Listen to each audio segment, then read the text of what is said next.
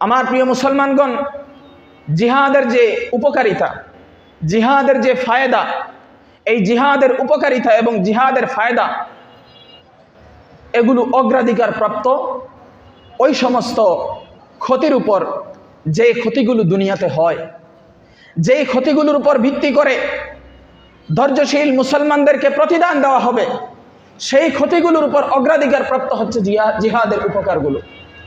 জিহাদ করতে গেলে, অপারেশন করতে গেলে যেভাবে ক্ষতি আছে লাভ আছে, ঠিক তেমনইভাবে জিহাদ করতে গেলে ক্ষতি আছে লাভ আছে। অপারেশন যখন করা হয় কাটাকাটি হয়, হয় কি না? কথা বলেন। ডাক্তার যখন অপারেশন করে তখন লাভ যেভাবে আছে ক্ষতিও ঠিক সেভাবে আছে। টিউমার হয়ে গেছে, অপারেশন লাগবে, ডাক্তার সিদ্ধান্ত দিয়েছেন অপারেশন করতে হবে, অপারেশন করে টিউমার কেটে ফেলতে হবে। আপনি কি করেছেন? ডাক্তারের বিরুদ্ধে বিদ্রোহ করেছেন নাকি মেনে নিয়েছেন?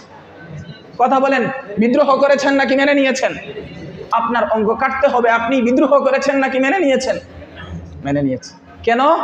কারণ আপনি সাময়িকভাবে ক্ষতিগ্রস্ত হচ্ছেন, আপনার শরীরের একটা অঙ্গ কাটা যাচ্ছে, এখানে সেলাই লাগবে, ক্ষত হবে, কিন্তু আপনি দীর্ঘমেয়াদী সুবিধার জন্য এই ক্ষণস্থায়ী কাটাটা আপনি বরদাস্ত করেছেন।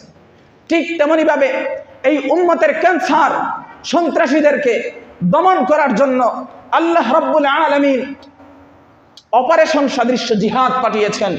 এই জিহাদের মাধ্যমে এই উম্মতের মাঝে যারা বিশৃঙ্খলা সৃষ্টি করে, এই জিহাদের মাধ্যমে এই উম্মতের মাঝে যারা ত্রাস সৃষ্টি করে, এই জিহাদের মাধ্যমে আল্লাহ দ্রোহী সন্ত্রাসীদেরকে দমন করে এই উম্মাহকে ফ্রেশ করার ব্যবস্থা করা হয়। এই জন্য সাময়িক সময় এই কষ্টকে মেনে নিতে হয়। মানবেন নাকি বিদ্রোহ করবেন? কথা বুঝিয়েন। জিহাদ হচ্ছে অপারেশন। জিহাদ কি? জিহাদ সন্ত্রাস নয়। যারা জিহাদকে সন্ত্রাস বলে এরাই হচ্ছে এই পৃথিবীর আসল সন্ত্রাস। এই পৃথিবীর আসল সন্ত্রাসী হচ্ছে তারা যারা জিহাদকে সন্ত্রাস বলে, এবং যারা জিহাদের বিরুদ্ধে ঝাঁপিয়ে পড়ে এই পৃথিবীর আসল সন্ত্রাস হলো তারা, এবং যারা এটাকে সমর্থন যোগায় এরাই হচ্ছে সন্ত্রাসীদের সহযোগী। যারা এই জিহাদকে সন্ত্রাসী যারা বলে, এদেরকে যারা সমর্থন করে এরাই হচ্ছে সন্ত্রাসীদের সহযোগী এবং এরাও সন্ত্রাসী। এই মুসলিম উম্মাহ সন্ত্রাসী নয়। এই মুসলিম উম্মার উপর নাজিলকৃত জিহাদের বিধান, ফরজ বিধান, এটা সন্ত্রাস নয়, এটা হচ্ছে অপারেশন। এটা কি? অপারেশন। এখন আপনারা অপারেশনের পক্ষে থাকবেন নাকি সন্ত্রাসীদের পক্ষে থাকবেন সেটা আপনাদের সিদ্ধান্ত নিতে হবে। গোটা বিশ্বে এখন ভাগ হচ্ছে কারা সন্ত্রাসীদের পক্ষে যাবে এবং কারা অপারেশনের পক্ষে থাকবে। এটা অটোমেটিক আল্লাহ তাআলা ভাগ করে দিচ্ছেন। কিয়ামতের পূর্ব মুহূর্তে পুরা মুসলিম উম্মাহ আবারও ঐক্যবদ্ধ হবে ইনশাআল্লাহ, সুম্মা ইনশাআল্লাহ। এবং তার পূর্বাভাসগুলো জায়গায় জায়গায় আল্লাহ দেখাচ্ছেন। আল্লাহ তাআলা এই পৃথিবীকে দেখিয়েছেন সুপার পাওয়ার ছিল ব্রিটিশ শক্তি। আল্লাহ তাআলা তাদেরকে লাঞ্ছিত, অপদস্থ, অপমানিত করেছেন সেই আফগানিস্তানের ময়দানে। বিশ্বের সুপার পাওয়ার ছিল রাশিয়া। আল্লাহ তাআলা আফগানিস্তানের মাটিতে এই কুখ্যাত সন্ত্রাসীদেরকে অপমান করে তাদের যে সুপার পাওয়ার, যে একটা হিট ছিল, তাদের যে দম্ভ ছিল, তাদের যে অহংকার ছিল, তাদের সেই দাম্ভিকতাকে চূর্ণ বিচূর্ণ করে দিয়েছেন। সুপার পাওয়ার দাবি করেছিল আমেরিকা এবং নেটো জোট এবং 5টা শক্তি, যারা নিজেরা একটা কুফফার শক্তি, যারা একটা সংঘ বানিয়েছে, জাতিসংঘ, কুফফার সংঘ, যেখানে ভেটো দেওয়ার ক্ষমতা রাখে, যেখানে বসে বসে মুসলিম উম্মার বিরুদ্ধে ঐক্যবদ্ধ চক্রান্ত চলে। মুসলিম উম্মার শাসকদেরকে যারা কর্তলগত করে, হস্তগত করে, মুসলিম উম্মার বিরুদ্ধে তারা এখানে বসে বসে আপসের মাধ্যমে তারা মুসলিম উম্মার বিরুদ্ধে ষড়যন্ত্র করে। সেই কুফফার শক্তিকে আল্লাহ তাআলা 40 থেকে 44টা দেশের নেটো বাহিনী, যেটা যে জোট ছিল, সেই জোটকে আল্লাহ তাআলা আফগানিস্তানের মাটিতে লাঞ্ছিত, অপমানিত করে বিদায় করেছেন। মুসলমানদের অনেক ক্ষতি হয়েছে, লক্ষ লক্ষ মুসলমান শহীদ হয়েছে, লক্ষ লক্ষ মুসলমান হাত হারিয়েছে, পা হারিয়েছে, মা হারিয়েছে, বাবা হারিয়েছে। মুসলমানদের তো ক্ষতি নেই, মারা গিয়েছে, জান্নাতে যাবে, জীবিত থাকবে, বাঘের বাচ্চার মতো, সিংহের মতো গর্জন দিয়ে থাকবে। কিন্তু কাফির শক্তি যারা এসেছে ওরা তো লাঞ্ছিত হয়েছে, অপমানিত হয়েছে, ওদের অ্যাটম বোম কোথায় গেল, ওদের জঙ্গি বিমান কোথায় গেল, সবই তো শেষ হয়েছে। আল্লাহ তাআলা মুসলমানদেরকে আফগানিস্তানের মাটিতে জয়যুক্ত করেছেন। ইসরায়েলদেরকে মুসলমানেরা ত্রাস মনে করত, আল্লাহ তাআলা তাদের ভিতরে গত 7 অক্টোবর, এই যে 7 অক্টোবর গেল, এর আগের 7 অক্টোবরে এদের ভিত কাঁপিয়ে দিয়েছেন। আল্লাহ তাআলা মুসলিম উম্মার একটা গ্রুপ দ্বারা আল্লাহ তাআলা এদের দম্ভ চূর্ণ করেছেন। তারা বলতো অনেক কিছু আছে, আল্লাহ তাআলা দেখিয়ে দিয়েছেন এদের কিছুই না। এদের যে এই বিভিন্ন ধরনের আক্রমণ ঠেকানোর জন্য তাদের যে শক্তি ছিল, সেই শক্তিও যে শক্তি না, তাও আল্লাহ তাআলা প্রমাণ করেছেন।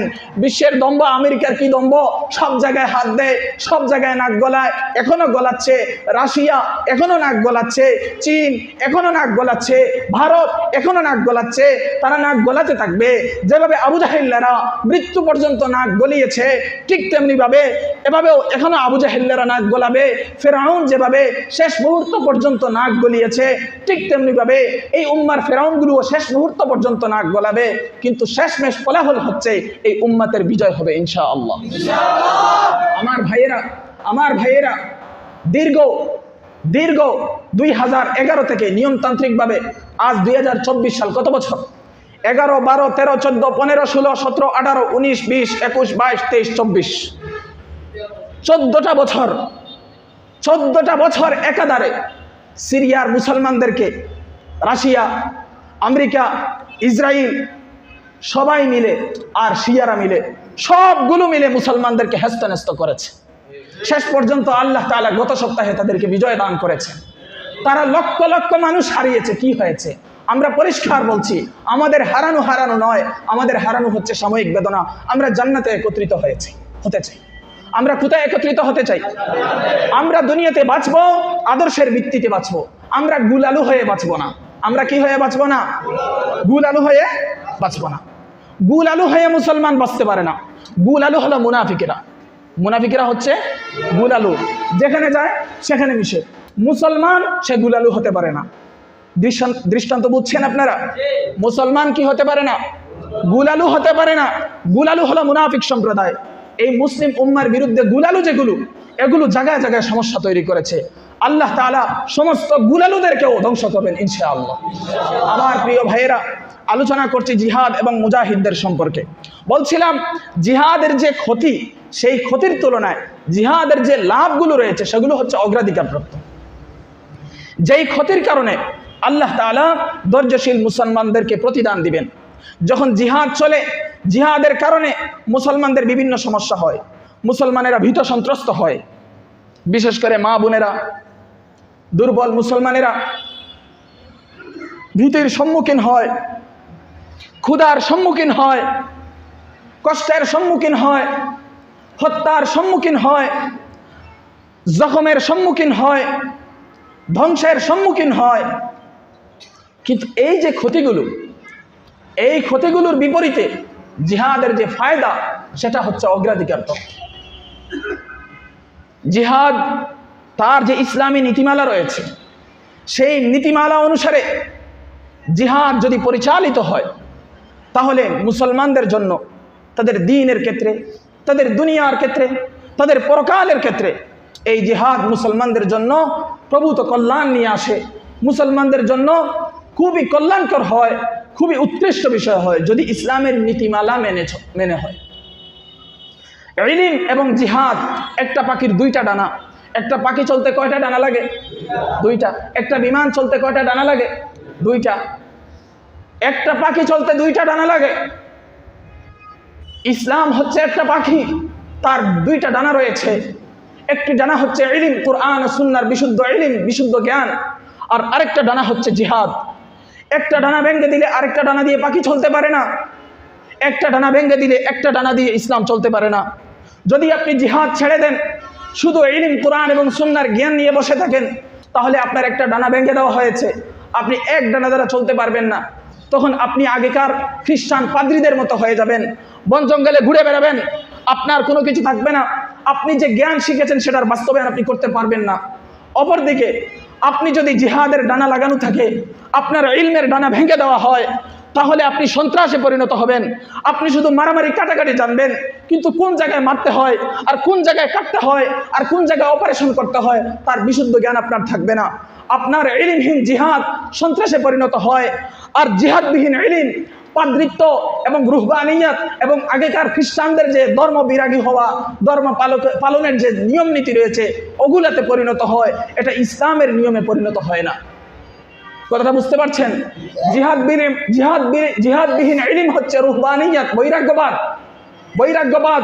ঘর বাড়ি আত্মীয় স্বজন সব ছেড়ে জঙ্গলে চলে যাওয়া। আর ইলমবিহীন জিহাদ হচ্ছে সন্ত্রাস। ইলম ছাড়া জিহাদ করবেন, নাম দিতে পারবেন জিহাদ, এটা হবে সন্ত্রাসী কর্মকাণ্ড। আর আপনি জিহাদকে বাদ দিয়ে ইলম চর্চা করতে পারবেন, কিন্তু দিন শেষে আপনি বৈরাগ্যবাদের দিকে যাবেন। কারণ আপনার যদি জিহাদি ব্যবস্থাপনা না থাকে, আপনার ইলমের বাস্তব রূপ আপনি দেখতে পারবেন না। শিখবেন তাওহীদের কথা, বের হয়ে দেখবেন আপনি শিরকের কথা। শিরকের বিরুদ্ধে আপনার লড়াই যদি না থাকে, আপনি জয়যুক্ত হতে পারবেন না।